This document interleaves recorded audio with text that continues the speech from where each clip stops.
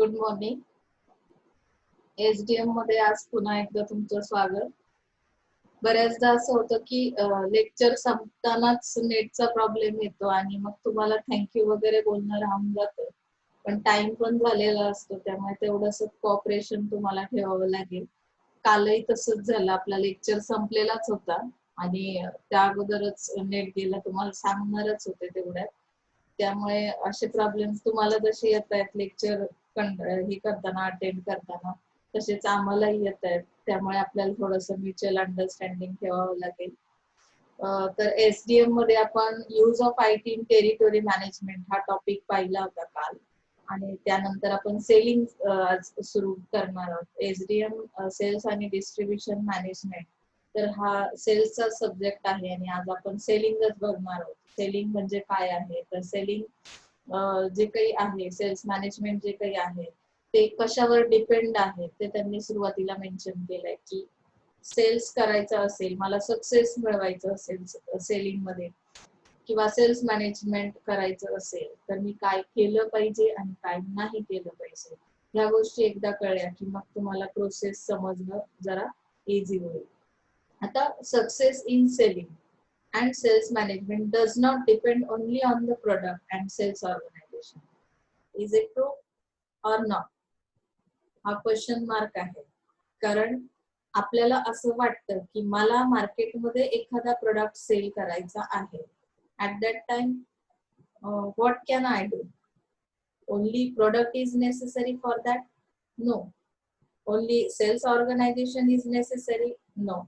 Then which things are responsible for that selling? Selling skills are necessary, selling strategies are necessary, tactics are equally important. Tactics means जशा की techniques आपण शिकतोय की कुठल्या टेक्निकने मी मार्केटमध्ये selling करणं गरजेचं आहे. ओके, मग त्यामध्ये त्यांनी सांगितलं there are various activities perform by the sales people that are group into selling and non selling activities. ज्या ऍक्टिव्हिटीज सेल्स पीपल करणार आहेत त्या ऍक्टिव्हिटीज मध्ये त्यांनी सेलिंग ऍक्टिव्हिटीज आणि नॉन सेलिंग ऍक्टिव्हिटीज असे दोन काय केले, ग्रुप्स तयार केले. Selling activities consist of various steps of selling process. आता सेलिंग ऍक्टिव्हिटीज मध्ये काय आहे की ऍक्च्युअली स्टेप्स असतील की कुठल्या स्टेपने तुम्ही ते सेलिंग स्टार्ट करणार आहात.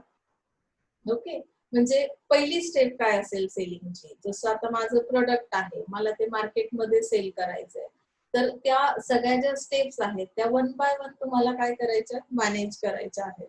Non selling activities include preparation of sales person, collecting information, collecting payments and travelling also. जसं आपण बघितलं की एक्सपेन्सेस येतात सेल्स करताना, ट्रान्सपोर्टेशन येतं, किंवा ज्या प्लेसला, मार्केट प्लेसला तुम्हाला तो प्रोडक्ट सेल करायचा आहे त्या market place related information collect करणं हा एक पार्ट त्यामध्ये असेल, किंवा पेमेंट्स कलेक्ट करणं. म्हणजे नॉन सेलिंग ऍक्टिव्हिटीज म्हणजे काय की ऍक्च्युअली इथं सेल केला जात नाहीये, पण सेलिंग सक्सेस होण्यासाठी ह्या नॉन सेलिंग ऍक्टिव्हिटीज सुद्धा तितक्याच इम्पॉर्टंट आहेत. ओके ना, म्हणजे इथे आपल्याला काय समजलं की सेलिंगची प्रोसेस ही it does not depend on product and only sales organisation. मग नेसेसरी थिंग्स तुम्हाला कळण्यासाठी दोन ग्रुप्स केले, selling activities, non selling activities. Okay, आता प्रोसेस ऑफ सेलिंग, ऍक्च्युअली ही जी प्रोसेस आहे सेलिंगची ती कशा पद्धतीने पुढे जाते आपण बघू शकतोय. फर्स्ट आहे ओपनिंग द सेल्स कॉल. ह्या प्रोसेस मध्ये आपण जसं पाहिलं की सेलिंग ऍक्टिव्हिटीज मध्ये स्टेप बाय स्टेप जाणार आहोत. मग पहिल्यांदा मी काय करेन, माझं प्रोडक्ट माझ्या जवळ आहे, मला ते कस्टमरला सेल करायचं आहे, मग त्यासाठी मी काय केलं जाईल.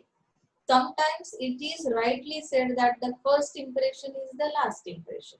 बऱ्याचदा आपणही तसंच करतो, बरोबर की नाही.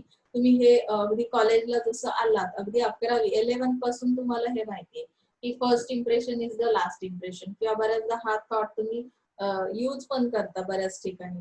अगदी इंटरव्ह्यू असेल किंवा कुठल्याही ठिकाणी विजिटला तुम्ही गेलात, फर्स्ट टाइम जाताय, कोणाच्या घरी जाताय, तरी सुद्धा हे आपण लक्षात ठेवतो आणि त्यामुळे नीटनेटकेपणा, अगदी अप टू डेट जाणं किंवा बोलणं अप टू डेट, तर ह्या सगळ्या गोष्टी इथे फॉर्मॅलिटीज खूप येतात. म्हणजे इम्प्रेशन जर टाकायचं असेल तर जनरली आपण जे आहोत त्यापेक्षा काहीतरी डिफरंट आपल्याला इथे दाखवायचं असतं. ओके ना. मग इथे सेलिंग मध्ये सेम प्रोसेस आहे की ओपनिंग द सेल्स कॉल्स मध्ये काय केलं जातं की फर्स्ट इम्प्रेशन तुमचं न्यू प्रोडक्ट आहे, कस्टमरला आणखी त्याबद्दल फार काही माहिती नाही, त्यांनी ऍडव्हर्टायझिंग वगैरे पाहिलेलं असेल. ओके. पण आता तो प्रत्यक्षात तुम्हाला प्रेझेंट करायचा आहे, त्यांच्या समोर घेऊन जाणार आहात. मग त्यावेळी सेल्स पर्सन काय करतात, the way the sales person introduces himself is very important and may have a bearing on the rest of the proceedings.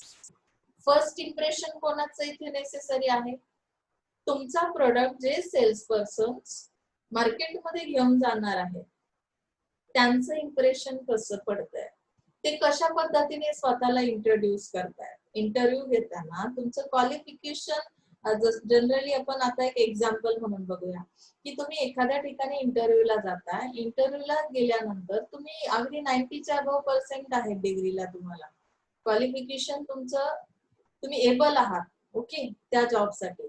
पण जॉबला जाताना जेव्हा तुमचं जी फाईल आहे ती फाईल नंतर बघितली जाते क्वालिफिकेशनची, पहिल्यांदा तुम्ही महत्वाचे आहात ऍज अ पर्सन. तुम्ही त्यासाठी कशा पद्धतीचं तुमचं फर्स्ट इम्प्रेशन आहे, तुम्ही न विचारताच बसून घेतलं खुर्चीत, म्हणजे काय झालं की तुमच्याकडे ते स्किल नाहीये, कॉमन मॅनर्स तुमच्याकडे नाही, प्रोफेशनल स्किल्स तुमच्याकडे डेव्हलप झालेले नाही, तुम्ही ऑन डॉक्युमेंट खूप एबल आहात, तुम्हाला पर्सेंटेज खूप चांगले आहेत किंवा ग्रेडिंग सिस्टीम नुसार तुम्ही A+ मध्ये आहात, बरोबर. पण ते सेकंड इम्प्रेशन झालं, फाईल नंतर बघितली जाणार आहे, अगोदर तो पर्सन असणार आहे. So here also important of sales persons impression. And so because this is a rapid building stage not only for the present sales calls but also the future calls, the objective is to get closer to the wavelength and emotions of the prospect. Prospect होणं इथे cells people आहे आणि त्यांचं object काय आहे, फक्त त्यांना present cells नाही करायचं आहे, you can achieve future sales also. म्हणजे त्या फर्स्ट इम्प्रेशन वरून तुम्ही फ्युचर मधलं पोटेन्शियल कस्टमर सुद्धा तुम्हाला मिळणार आहे. त्यामुळे तुम्ही मार्केटमध्ये स्वतःला इंट्रोड्यूस कसं करतात, introducing the company also.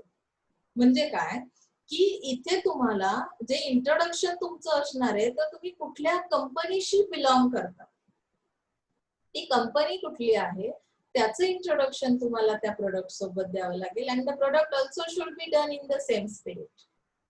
Introduction मी जेव्हा देईल ऍज अ सेल्स पीपल, माझ्या सोबत कुठली इन्फॉर्मेशन असेल, कंपनीची असेल, प्रोडक्टची सुद्धा असेल. Over projection is always dangerous. म्हणजे काय, बऱ्याचदा आपण इम्प्रेशन टाकण्याच्या याच्यामध्ये फंदामध्ये काहीतरी ओव्हर करून जातो, ओव्हर रिॲक्शन्स. जसं इंटरव्ह्यूला जाताना टायर, व्यवस्थित शूज वगैरे घालणं गरजेचं आहे. त्यासोबत मी आणखी ऍडिशनल काहीतरी केलं म्हणजे काय झालं, it's a dangerous for you. म्हणजे हे ओव्हर प्रोजेक्शन नको आहे, जे आहे ते आहे, त्यात एक्स्ट्रा ऍडिशनल तुम्ही जर टाकायला गेलात की ते डेंजरस का असेल. सपोज माझं जे प्रोडक्ट आहे त्याच्यामध्ये जे फीचर्स आहेत ते मला प्रॉपर काय करायचे, एक्सप्लेन करायचे, that is called real projection. But तुम्ही जर त्यामध्ये ऍडिशनल काही सांगण्याचा प्रयत्न केला तर काय होईल, कस्टमरची फसवणूक करताय असं होईल, म्हणून ते डेंजरस असेल. म्हणजे ओपनिंग द सेल्स कॉल मध्ये introduction is necessary. Second thing is sales proposition. आता सेल्स प्रपोजिशन ही कुठली टर्म आहे, तर प्रपोजिशन मध्ये काय केलं जातं बघा, एक स्टेटमेंट आहे, it is called a statement.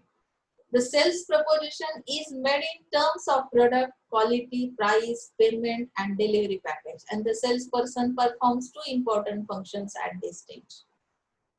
Salespersonचा performance काय करेल, आता इथे स्टेटमेंट द्यायचं आहे, ते कशाशी रिलेटेड असेल की तुमचा प्रोडक्ट कसा आहे, त्याची क्वालिटी कशी आहे, त्याची प्राइस कशी आहे, पेमेंट सिस्टीम कशी आहे, म्हणजे तुम्ही ऑनलाईन पेमेंट करू शकणार आहात की मॅन्युअली तुम्ही पेमेंट बाय कॅश करणार आहात किंवा डिलिव्हरी कशा पद्धतीने दिली जाईल. तर ह्या सगळ्या गोष्टी त्या स्टेटमेंट मधून काय होणार आहेत, मेन्शन केल्या जाणार आहेत. So here to understand the need level of the buyer. Need level तुम्हाला कळणं गरजेचं आहे बाहेरची, म्हणजे मला ते स्टेटमेंट कसं असलं पाहिजे. जसं बऱ्याचदा आपण शुड यूज करतो, म्हणजे काय की मस्ट आहे तुमच्यासाठी एखादी गोष्ट. Suppose me as a teacher, मला जेव्हा तुमची नीड लेवल समजते की कस्टमरची गरज किती आहे, कस्टमर म्हणून माझ्या समोर ऍज अ स्टुडंट बसलेले आहेत, त्यांना जे काही मी टीच करणार आहे त्यासाठी ते किती इंटरेस्टेड आहे, त्यांची लेवल किती आहे. म्हणजे सपोज काही लोकांना यामध्ये पुढे जाऊन काय करायचंय की बिझनेस साठी हे नॉलेज यूज करायचंय, त्यांना खूप गरजेचं आहे. जर ह्या कन्सेप्ट क्लिअर नाही झाल्या तर त्यांचा लॉस होणार आहे, आणि त्यांना अशी अपेक्षा आहे की मॅडम तुम्ही जेवढं जास्त एक्झाम्पल सांगाल तेवढं आमच्यासाठी बेटर आहे.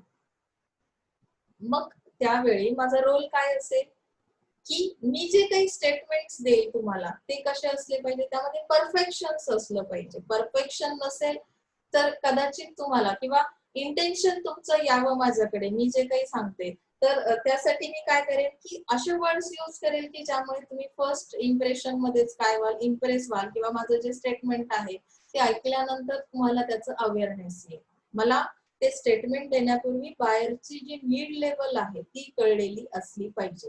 म्हणजे सेल्स पर्सन्स जे आहेत त्यांचं परफॉर्मन्स किंवा त्यांचे फंक्शन कुठलं आहे फर्स्ट अटेम्प्ट मध्ये ते प्रपोजिशन करताना. Probing to discover the inner thought of the buyer. तुम्ही म्हणाल मॅडम आम्ही काय भविष्य सांगणारे नाही आहोत, ऍज अ सेल्स पर्सन काम करतो म्हणजे काय आम्हाला इनर थॉट कसे कळणार आहेत बाहेरच्या माइंड मधले. तर जनरल असतं बघा, ते एक एक्सपिरियन्सने आपली सायकोलॉजी तेवढी डेव्हलप होते. एंड जैसे कि हम लोग सोचते हैं ना कि सामने वाला आपसे बात कर रहा है, उसकी उसका जो भी कम्युनिकेशन आपसे हो रहा है, मतलब कि जो भी वर्ड्स वो यूज कर रहा है, जो भी स्टेटमेंट्स आ रहे हैं आपके कम्युनिकेशन के अंदर, तो उससे हमें जनरली पता चलता है कि इसके माइंड में क्या चल रहा है। क्वेश्चनिंग भी देखो कभी कभार, अभी सेल्स पर्सन आपके सामने है, वो किसी प्रोडक्ट के बारे में हमें जानकारी दे रहा है, तो हम लोग क्या करते हैं कि बहुत बार ऐसा होता है कि हम लोग कुछ ध्यान ही नहीं देते, या वो सुनते सुनते हम लोग किसी टीवी देख रहे हैं या हमारे सामने वो है, फिर भी हम लोग क्या कर रहे हैं उसे निग्लिजेंस करना, या ऐसे क्वेश्चंस पूछ रहे हैं जिसकी वजह से वो कंफ्यूज हो जाए या निगेटिविटी दिखा रहा है, तो भी बायर के माइंड में क्या चल रहा है कि उसे ये परचेस करना ही नहीं, उसकी नीड ही नहीं है, वो आपके साथ टाइम पास कर रहा है, ये हम लोग क्या कर लेते, समझ लेते हैं एज अ सेल्स पर्सन। तो वैसे आपको यहाँ पे क्या करना है, डिस्कवर करना है inner thought of the buyer. एक बार आपको उसका थॉट के बारे में पता चला, उसकी थिंकिंग पावर के बारे में पता चला, तो उसके बाद मैं क्या कर सकती हूँ कि मेरा जो भी प्रोडक्ट है उसकी क्वालिटी के बारे में, प्राइस पेमेंट के बारे में, डिलीवरी पैकेज के बारे में मैं क्या करूंगी, एक ऐसा स्टेटमेंट, इफेक्टिव स्टेटमेंट दूंगी जिसकी वजह से वो और भी ज्यादा इंप्रेस हो जाए। अगर मुझे पता है इसको नीड है इस प्रोडक्ट की, उस तरह की वो क्वेश्चनिंग पूछ रहा है कि इसकी प्राइस में अगर कुछ डिस्काउंट मिलता है तो क्या होगा, या पैकेज के साथ और भी कुछ ऑफर है क्या, तो हमें समझ में आता है कि इसको ये लेना है। और टेंडेंसी हम लोग जान सकते हैं कि उसकी टेंडेंसी है बार्गेनिंग करना या कुछ डिस्काउंट्स लेना, तो हम उस तरह से क्या कर सकते हैं, उसे इम्प्रेस कर सकते हैं। प्रोबेक is essentially psychological tool and seeks answers to questions and what is the real reaction of the buyer to the sales proposal। तो यहाँ पे वर्बल रिएक्शंस मिलेंगे आपको। सेल्स प्रपोजल जो भी है आपका, तो आप जब भी एक्सप्लेन करोगे तो एक्सप्लेनेशन के बाद आपको कुछ वर्बल रिएक्शंस यानी कि उनके क्वेश्चंस आएंगे। What is the prospect's understanding of the market, what is his attitude towards competitors package, and the sales person himself should be well informed to succeed in problem. तो जब भी मैं जानकारी दूंगी, मैंने अंडरस्टैंड किया, उनकी थॉट को अंडरस्टैंड किया, उनकी नीड लेवल को अंडरस्टैंड किया, उसके बाद मैंने जो प्रपोजल रखा है तो वहां पे वर्बल रिएक्शंस मिलने वाले। तो वर्बल रिएक्शन के दौरान हम क्या करेंगे कि अंडरस्टैंड करेंगे, मतलब कि जो भी प्रॉस्पेक्टस है उसे अंडरस्टैंड करते वक्त हम लोग कॉम्पिटिटर्स के पैकेज के बारे में भी बताएंगे कि अभी जो मार्केट की कंडीशन चल रही है तो उसमें कॉम्पिटिटर्स कौन से ऑफर्स दे रहे हैं, उसके साथ अगर हमारा प्रोडक्ट कंपेयर किया जाए तो वो कितना बेनिफिशियल है आपके लिए। इस तरह से हम लोग क्या करेंगे, कंपैरिजन के थ्रू कॉम्पिटिटर्स के पैकेज के बारे में इंफॉर्मेशन देंगे और हम सक्सेस लेंगे उस सेलिंग प्रोसेस में। तो ये सेकेंड थिंग है। मैंने इंट्रोड्यूस कर दिया मैं कौन हूँ, मेरी कौन सी कंपनी है, उस कंपनी का कौन सा प्रोडक्ट है। उसके बाद मैंने प्रोजेक्शन किया, ओवर प्रोजेक्शन अवॉइड किया यहाँ पे। सेकेंड थिंग है कि सेल्स प्रपोजिशन किया। प्रपोजिशन में मैंने कुछ स्टेटमेंट्स दिए जिसकी वजह से वो कस्टमर अवेयर हो गया। Okay, third is the presentation. Now see this one, very interesting part, presentation. Presentation is essential to supplement and strengthen the sales proposal. जो भी statements अभी तक आपने बताए, जो भी knowledge आपने provide किया आपके product के बारे में, तो उसके साथ आपको presentation ये एक supplement है, मतलब कि मुझे prove करना है, physical evidence provide करना है। तो this gives details about the proposal. उसके बाद क्या होगा कि जो भी कस्टमर है उसे डिटेल्स मिलेंगे, यानी कि हमारे प्रोडक्ट के बारे में अधिक जानकारी वो ले सकता है। The objective of a presentation is establish the product and sales package, and this involves analyzing the market structure, competitors level, and distinctiveness or uniqueness of the sales proposal. मतलब कि आपके प्रपोजल में कौन सी चीजें है, features है, मतलब कि आपके प्रोडक्ट में जो यूनिकनेस बताते हैं। डिस्टिंक्टिवनेस क्यों बता रहे हैं? क्योंकि आपका प्रोडक्ट मार्केट के अदर प्रोडक्ट से कंपेयर करने के बाद समझ में आ रहा है कि ये कुछ अलग ही है।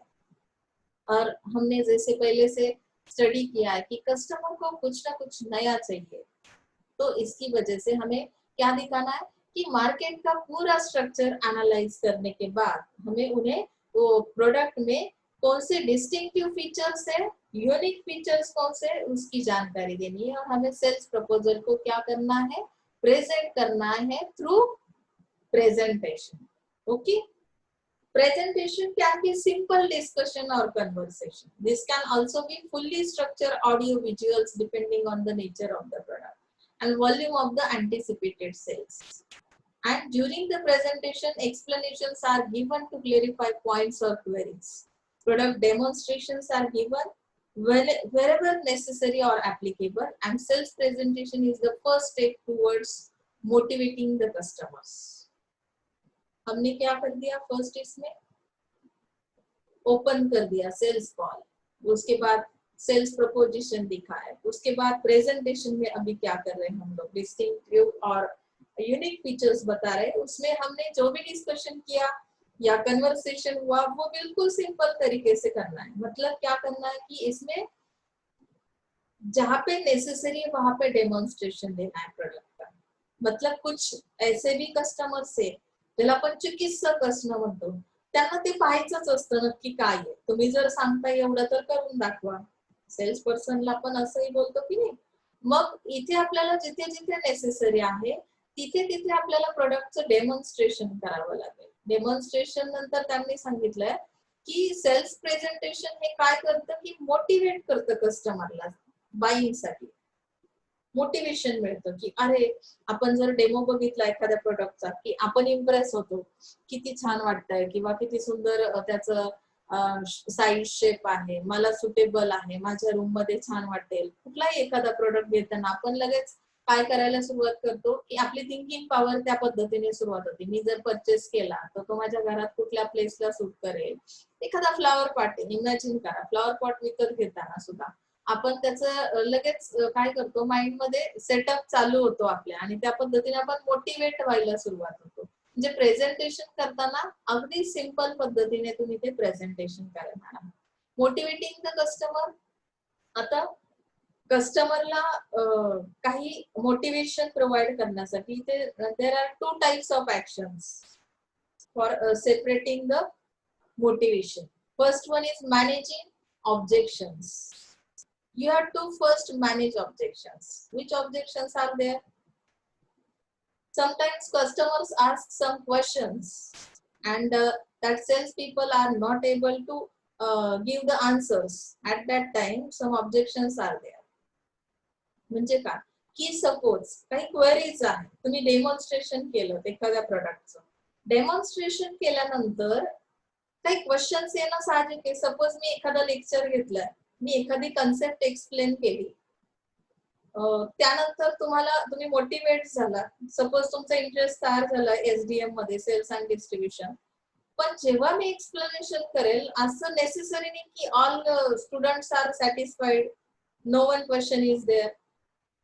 Sometimes questions ask the students at that time, what is the teacher's role?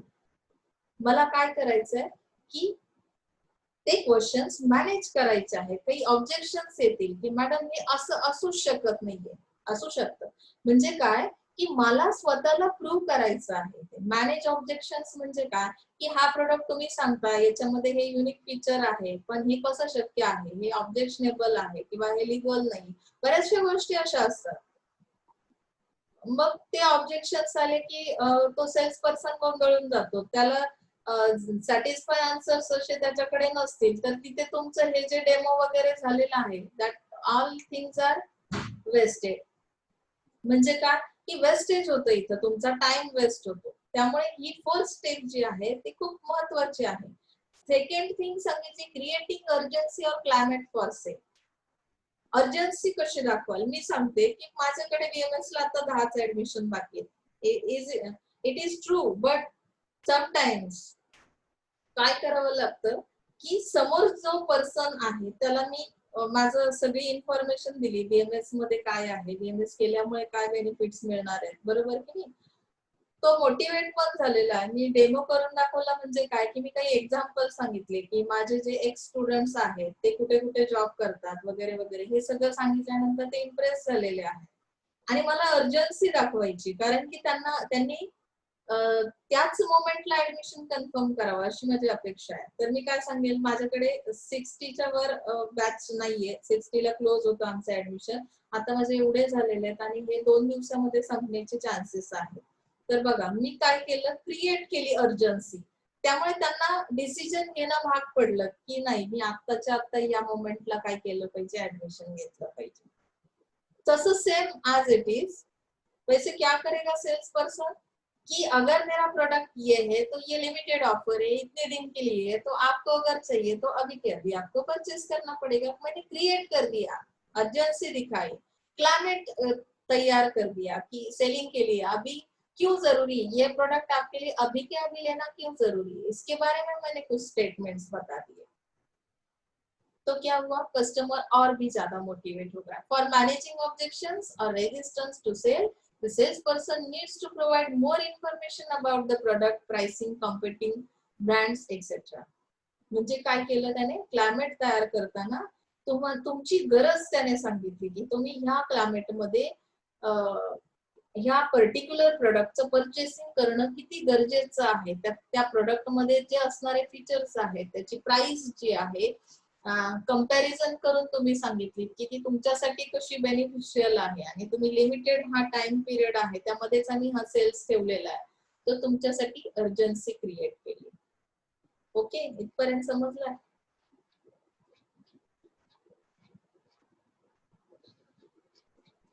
Next 5th point आहे तुमचा,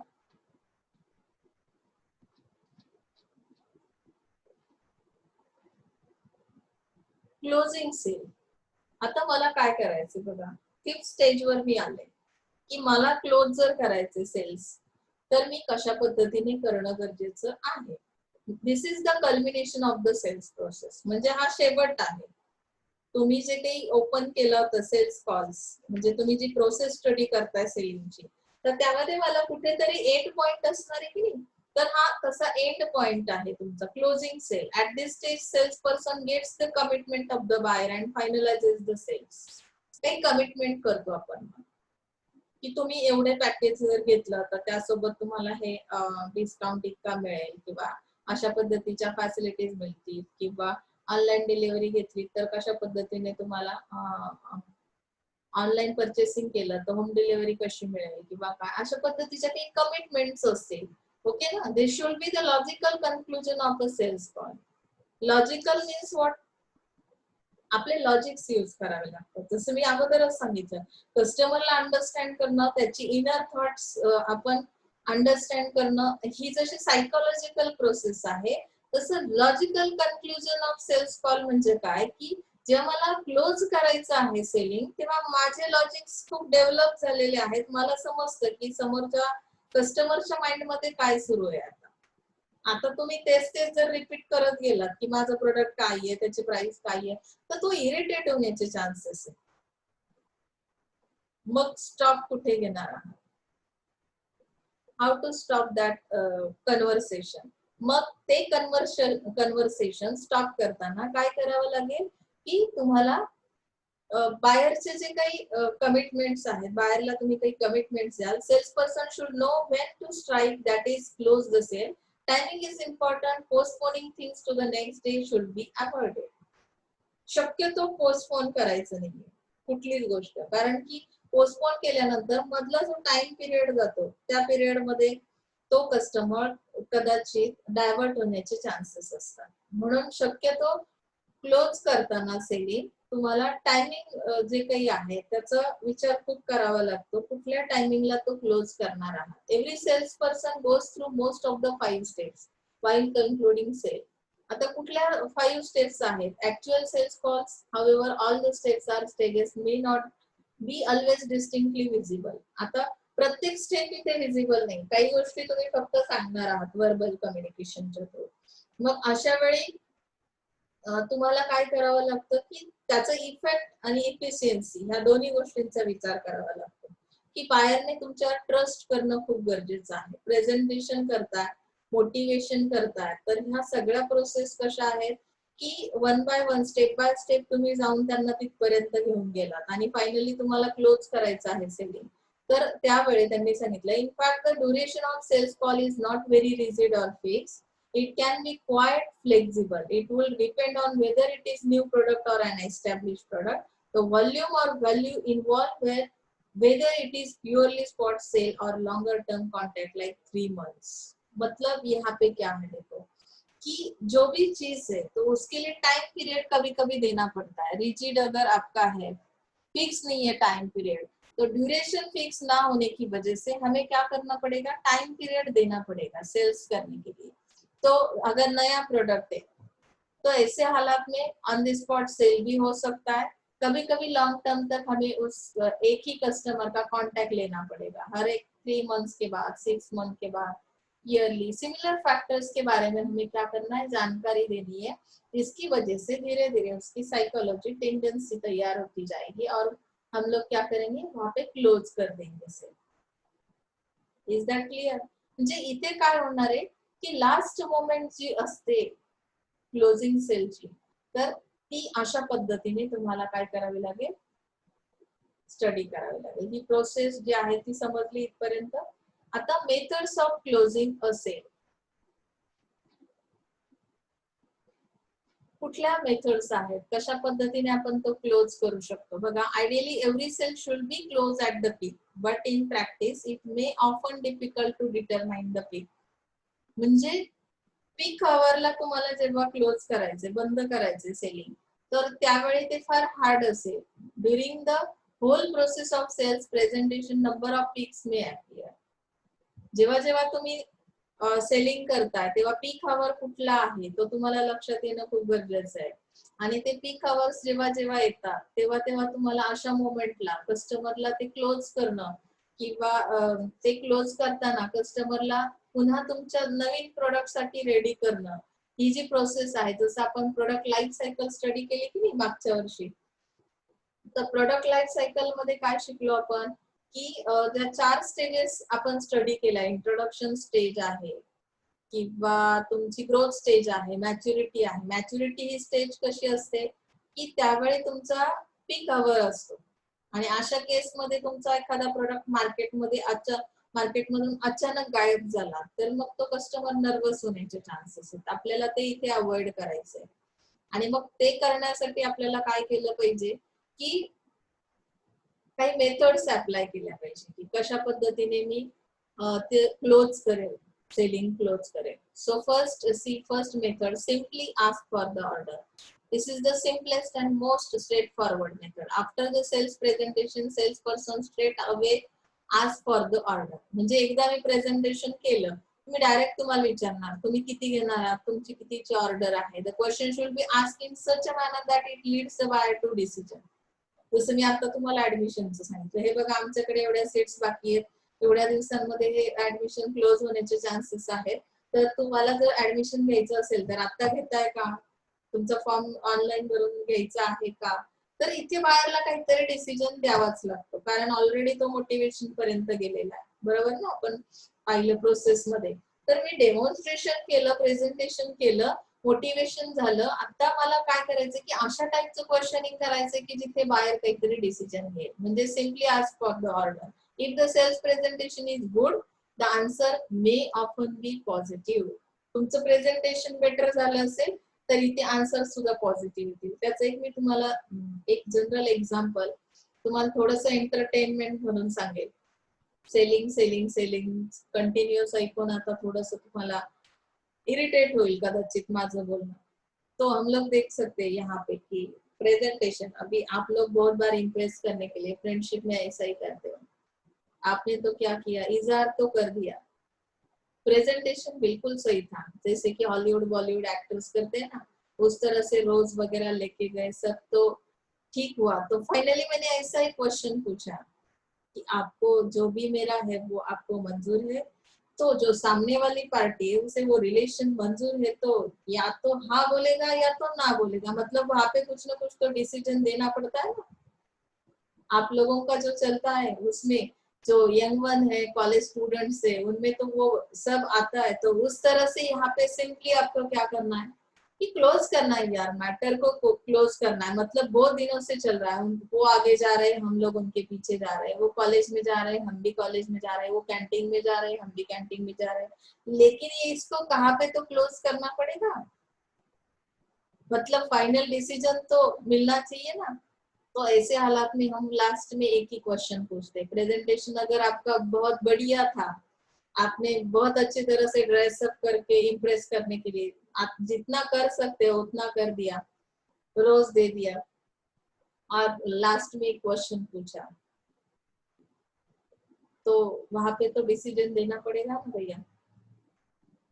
लेकिन वैसे ये simply ask for the order कि सेल्स पर्सन इतना अच्छे से करेगा सब कुछ, और लास्ट में पूछेगा कि आपको ये प्रोडक्ट परचेस करने कितने के ऑर्डर चाहिए, तो सामने वाले को कुछ ना कुछ तो आंसर देना पड़ेगा.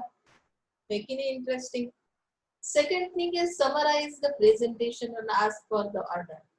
अभी समराइज करना है प्रेजेंटेशन को, तो किस तरह से करेंगे हम. सम सिचुएशंस में demand that the salesperson does not ask for the order immediately after the presentation. Maybe sometimes should be given, and one of the ways to do it is to go through or highlight the main selling points of the presentation in convincing way and then ask for the order in a convincing and courteous manner. Convince करना है. कुछ लोगों की जो अदा है वो जरा डिफरेंट रहती है. वो क्या करते कि प्रेजेंटेशन के बाद झट से क्वेश्चन नहीं पूछते, ऑर्डर नहीं लेते, तो यहाँ पे वो समराइज करते प्रेजेंटेशन को. आज तक मैंने आपके लिए कितना कुछ नहीं किया. रिलेशन का जो मैंने अभी एग्जांपल दिया ना, उसमें हम लोग बोलते हैं ना कितनी हेल्प की, कितना कुछ किया, तो फिर कन्विंस करते हैं ना हम लोग. वो डिसीजन नहीं ले पा रहे तो हमें क्या करना पड़ेगा, समराइज करना पड़ेगा प्रेजेंटेशन. वापस एक बार हमें रिपीट करना पड़ेगा. अभी तक अब जितने बेनिफिट्स हमने बताए, जैसे एडमिशन के वक्त हम लोग बोलते हैं ना कि हम इंस्टॉलमेंट फैसिलिटी भी प्रोवाइड करते हैं, जो कि अभी तक किसी कॉलेज में नहीं दी जाती फीस के लिए.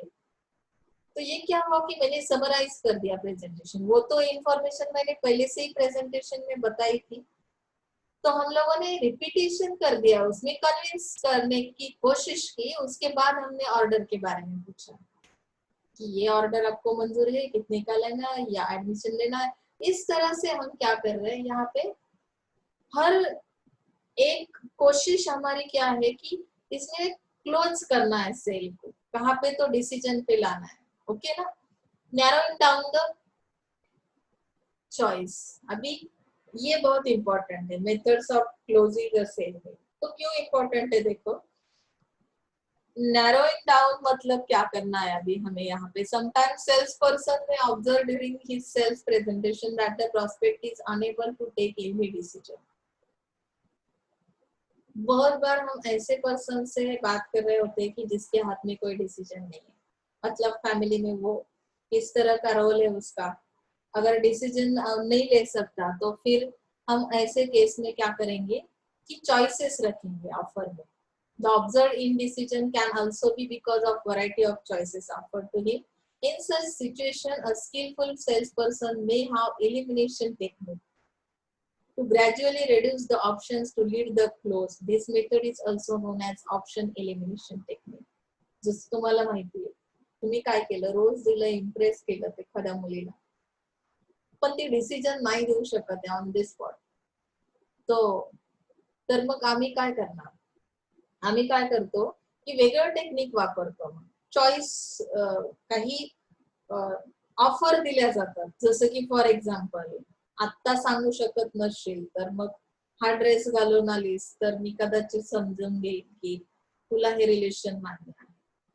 क्या कर दिया हमने यहाँ पे, ऑफर्स रख दिए, क्योंकि वो डिसीजन नहीं ले पा रहे, डिसीजन उनके हाथ में नहीं, या वो नहीं बोल सकते ऑन द स्पॉट. तो ऐसे हालात में हमने ऑफर प्रोवाइड की. वैसे हम लोग क्या करेंगे कि आपको अगर ये ऑर्डर लेनी है, आपको अगर ये क्लोज करना है, ये जो भी प्रेजेंटेशन है, तो हम लोग ऑफर देंगे, इलिमिनेट करेंगे, elimination technique to gradually reduce the options रखेंगे. अगर आप अभी नहीं बता सकते तो आपको क्या करना है, नेक्स्ट प्रोसेस क्या होगी, आप कुछ मैसेज कर सकते हैं, आप फोन कॉल कर सकते हैं, आप ईमेल कर सकते हो.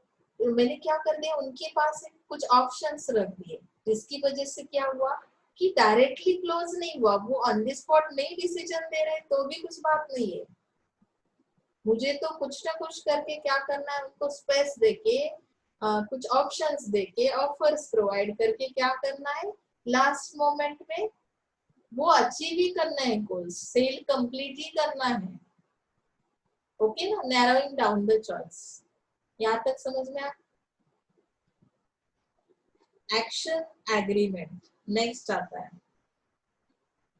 In some situations, the salesperson cannot simply ask for the order, nor can he summarize it. Narrowing down the choice also does not apply because the range of product is not large. म्हणजे बऱ्याचदा आपण कुठलाच काही करू शकत नाही आहोत, options पण नाही देऊ शकणार आहोत, किंवा आणखी जे काही त्यांना आपण एलिमिनेशन करणार होतो की काही ऑफर्स देऊन वगैरे, तर हे सगळं जर नाही करणार आहोत तर मग काय करणार आहोत आपण इथे की ऍक्शन अग्रीमेंट म्हणजे काय की जनरली सेलिंग करताना आपण जे काही फार्मास्युटिकल प्रोडक्ट्स त्यांनी एक्झाम्पल दिलंय बघा, कि in case of pharmaceutical products, the salesperson attempts to enter into an action agreement with the doctor who prescribes the drugs which are bought and sold by retailers. Retailers कडे तुम्ही सगळं जे काही तुमचे मेडिसिन घेऊन जात नाही बघा, पर्टिक्युलर असे काही डॉक्टर्स आहेत, आता सपोज ते हार्टचे डॉक्टर्स आहेत, ते कुठल्या प्रिस्क्रिप्शन मध्ये कुठले ड्रग्ज लिहून देतात, मग त्यांच्या मेडिकल स्टोअरला तेच सेलिंग साठी असतात. म्हणजे इथे दुसरे काही आपण एफर्ट्स घेणार नाही आहोत, आपण ती इन्फॉर्मेशन कलेक्ट करू, कुठल्या रिजनला कुठले डॉक्टर्स आहेत, कुठल्या फार्मास्युटिकल प्रोडक्ट्स तिथे सेल होऊ शकतात, या पद्धतीने मी डायरेक्ट ऍक्शन अग्रीमेंट वर जाईल. म्हणजे काय की लास्ट मोमेंटला मी सगळ्या गोष्टींची ट्रायल घेऊन झाली, मला कुठलंच काही होत नाहीये असं वाटलं, मी सगळे प्रेझेंटेशन सगळं करून झालेलं आहे पण अंदाज येत नसेल, तर लास्ट मोमेंटला पण ऍक्शन अग्रीमेंट हा पार्ट यूज करतो आणि त्या पद्धतीने आपण सप्लाय करतो आपले products. Final close in such cases depends on timely follow, abilities to pursue and persistence, and the salesperson team should try to score on as many evaluative criteria as possible and close the sale at the most appropriate time. म्हणजे काय करायचंय की final close करताना timely follow up खूप गरजेचं आहे, की कुठल्या टायमिंगला तुम्ही प्रेझेंटेशन केलं, फॉलोअप कधी घेतलात. आता सपोज आज तुम्ही डेमो दाखवून गेलात, तुम्ही 1 महिना झाला तरी पुन्हा फॉलोअपला आलेला नाहीये, म्हणजे काय होतं की कस्टमरचा माइंड त्या पिरियड मध्ये डायव्हर्ट होण्याचे चान्सेस आहेत.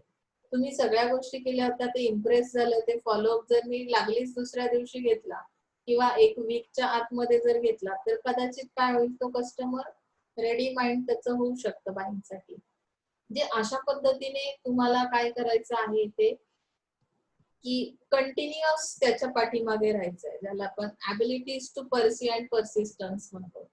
की तुमच्यामध्ये ती जिद्द असली पाहिजे, चिकाटी असली पाहिजे ऍज अ सेल्स पर्सन, आणि तुम्ही त्याला रेग्युलर कॉन्टॅक्ट करून करून काय करायचं आहे, क्लोज करायचं आहे सेल.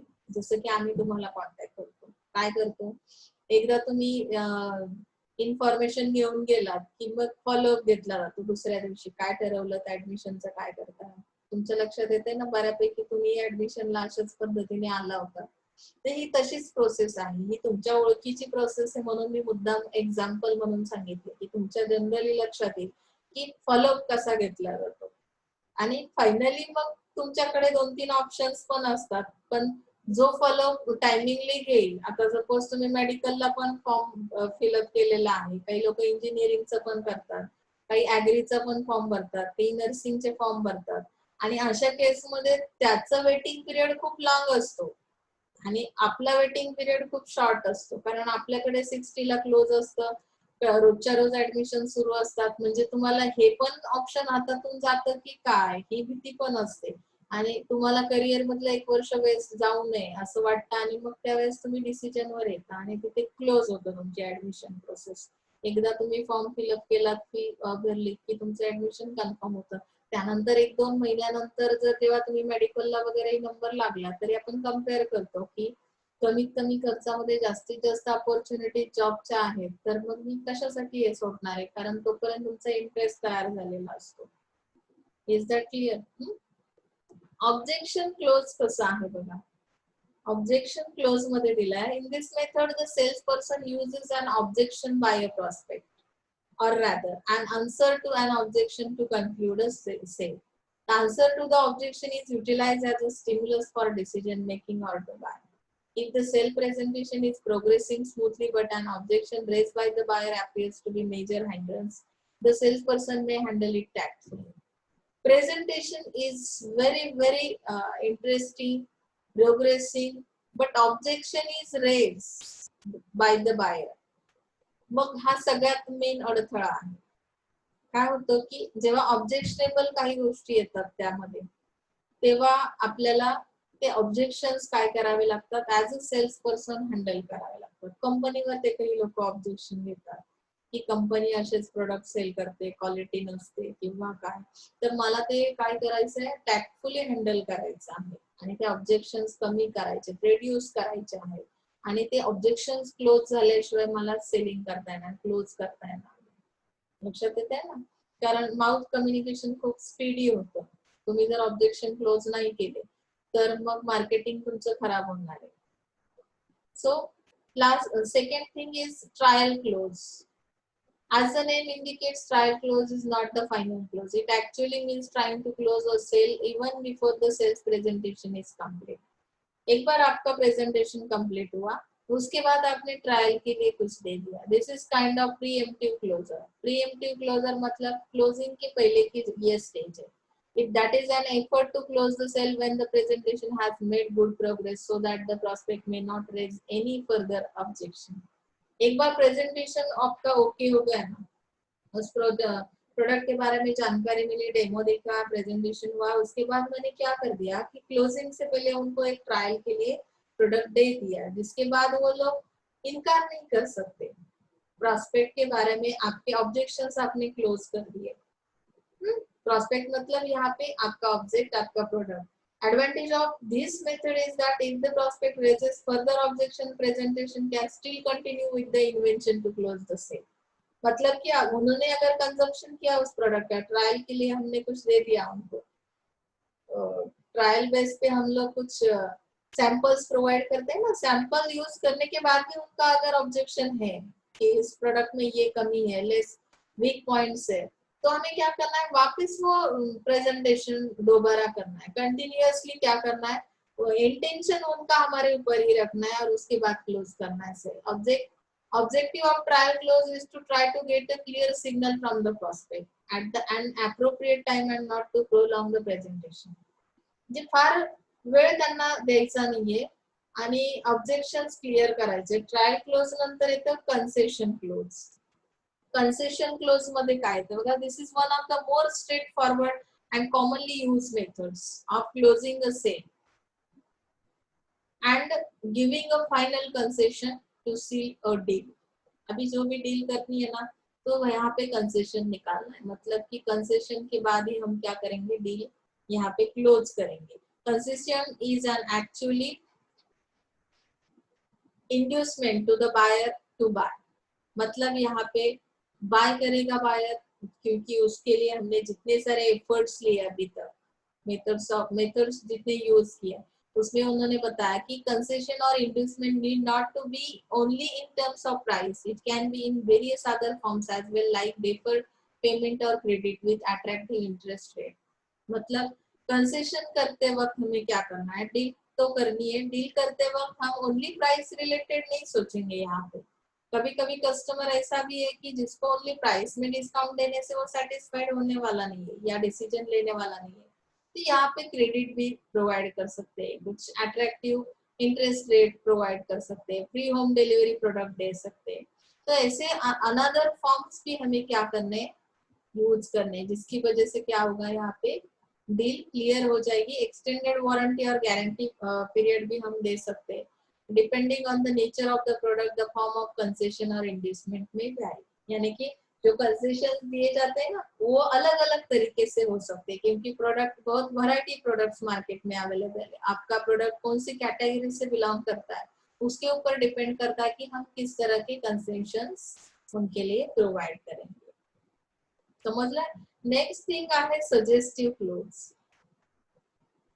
सजेस्टिव क्लोज में उन्होंने बताया, this is an innovative approach because the suggestions, for example consumer may be interested in purchasing a window air conditioner.